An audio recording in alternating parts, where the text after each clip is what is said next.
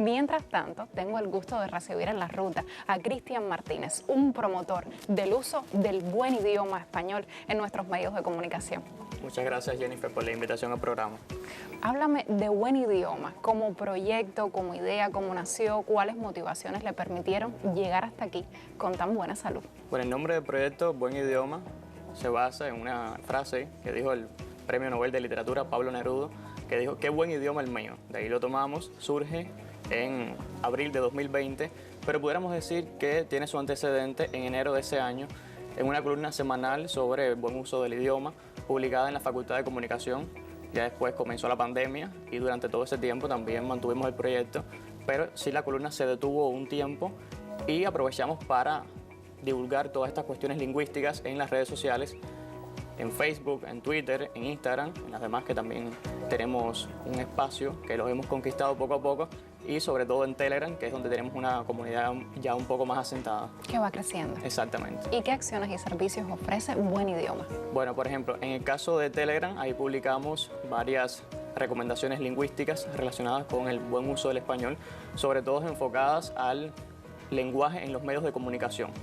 Buen Idioma se centra principalmente en los comunicadores, en los periodistas, pero obviamente no exclusivamente para ellos, porque se ha extendido tanto el proyecto que ha sido de interés tanto de los cubanos como de los amigos que nos siguen desde otras partes del mundo.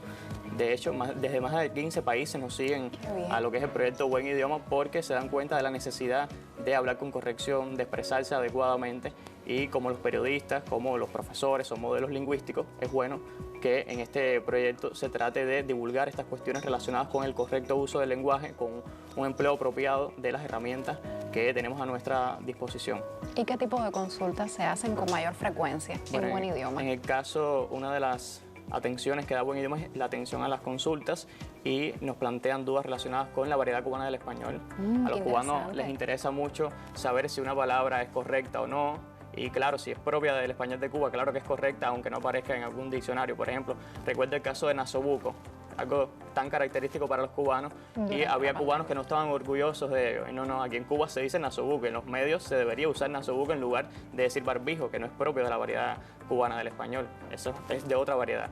Sobre todo dudas ortográficas, aún se siguen planteando muchas dudas relacionadas con la ortografía de la lengua española, publicada en el año 2010, y aunque ya lleva más de 10 años de publicada esta obra, aún en los medios, en los libros de textos escolares, se siguen encontrando errores que contradicen estas normas publicadas, y por eso es que el hablante siempre tiene estas dudas, que es bueno aclararlas en el proyecto. ¿Y en qué fuentes se respaldan para dar estas respuestas a ustedes? Para estas respuestas nos basamos fundamentalmente en 3 obras lingüísticas de medular importancia. Ese es el caso del Diccionario de la Lengua Española, la Ortografía de la Lengua Española y la Nueva Gramática de la Lengua Española. 3 obras que son de la RAE y de la Asociación de Academias de la Lengua Española, que se publicaron desde 2009, 2010, 2014. O sea, que han mantenido todo un rigor en el hacer. Exactamente. Y han crecido, hay nuevas secciones. Hablemos de las recomendaciones, de las claves de redacción. Como está enfocada para los periodistas fundamentalmente, se divide el sitio web en recomendaciones y claves de redacción. Las claves de redacción son un grupo de puntos que pueden ser útiles a los periodistas. Por ejemplo, si conocemos que próximamente se va a celebrar la Feria Internacional del Libro, o que va a haber algún evento internacional importante en el que Cuba tenga participación, tratamos de ofrecer estas recomendaciones, estos puntos que puedan serle de utilidad a los periodistas a la hora de redactar.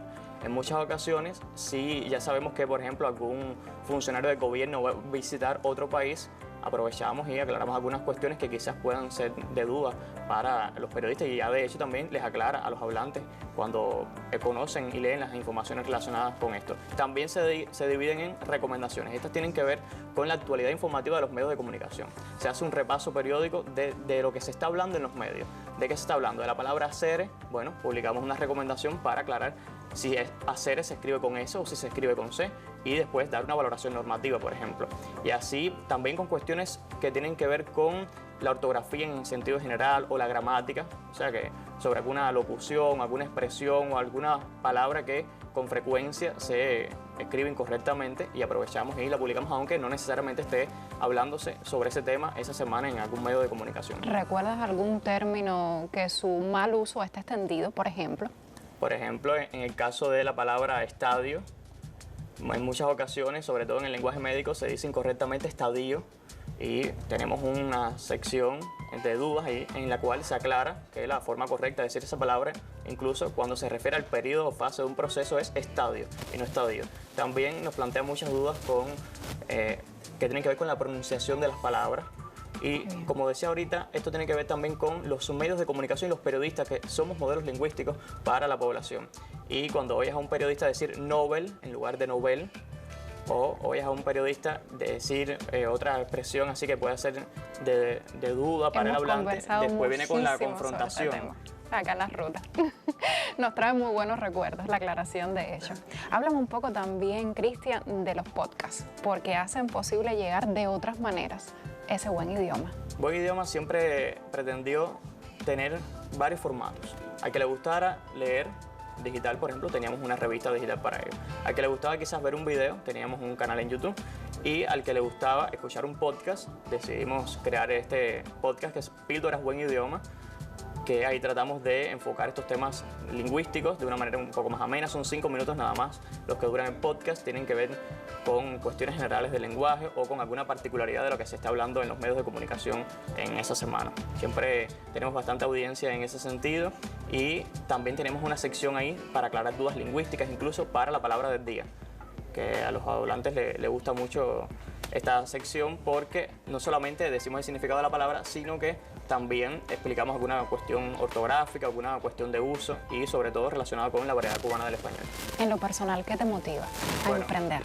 Yo como periodista siempre he tratado y he valorado la importancia que tiene el buen uso del lenguaje en los medios y creo que esto es un reto no solamente para mí, sino para los demás colegas, ser modelo lingüístico, ser alguien que cuando te están escuchando hablar te están tomando como referente de uso. Yo creo que esto es uno de los retos que tiene la prensa en Cuba y sobre todo los que se dedican a comunicar en los medios. ¿Te sucede también en clase? Eres profesor de gramática de la Facultad de Comunicación. En primer año de periodismo imparto la asignatura gramática española, incluso también en el colegio universitario les imparto una asignatura que se llama lengua y periodismo, un poco para ir entrenando a estos estudiantes futuros periodistas, que siempre es bueno ir saltando algunas deudas que tenemos con el idioma en relación con la ortografía o con la gramática y puliendo estas cuestiones antes de que lleguen a la universidad. Bueno, profe, ¿se atrevería a ofrecernos una clase al final de la ruta? Por supuesto, demostrando el repositorio con algunas dudas, tal vez la audiencia se comunique y podamos responder también en tiempo real. Así mismo. ¿Eso será posible? Sí, cómo no. Bueno, pues entonces ya está lanzado el reto.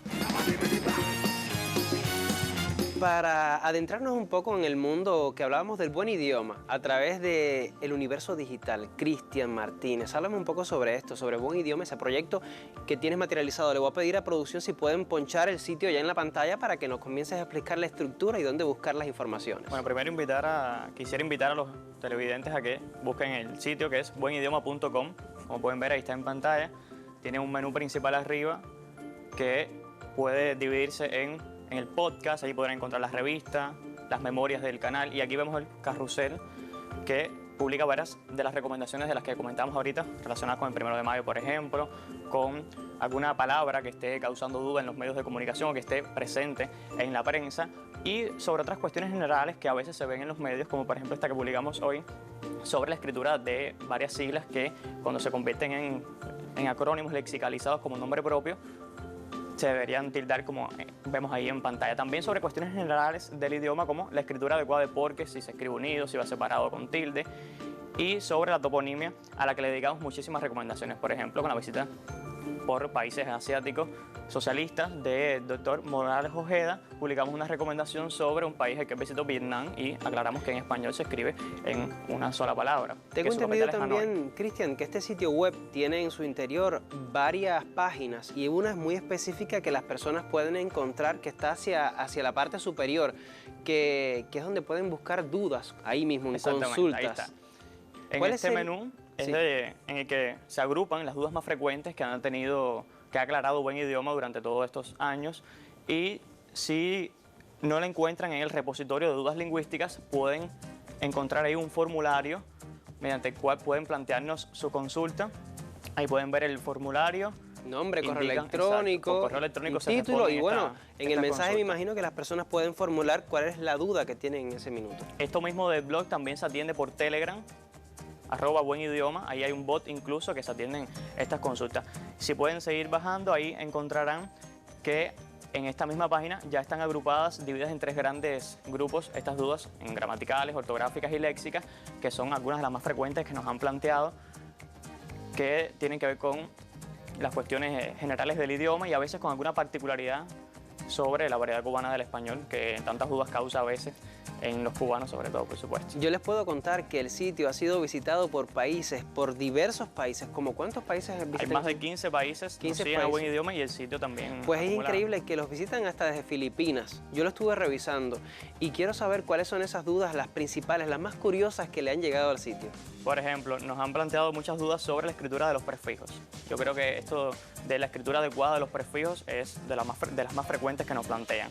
Y sobre todo con el prefijo super, que debemos recordar aquí en televisión, ya que tenemos la oportunidad, recordamos que se escribe en una sola palabra cuando afecta a un solo vocablo. Así, por ejemplo, palabras como súper bien se escribiría todo unido y con tilde en la E en ese caso. O súper guapo, por ejemplo, ahí todo se escribiría unido. Y en el caso de que fuera más palabras, ahí sí fuera separado como súper en forma, por ejemplo. Ahí, esto de las dudas con los prefijos creo que es de lo más frecuente que nos plantean. Y si le queda alguna duda, una recomendación, siempre puede acercarse a www.buenidioma.com. Ahí tiene todas las recomendaciones sobre la utilización correcta del idioma español.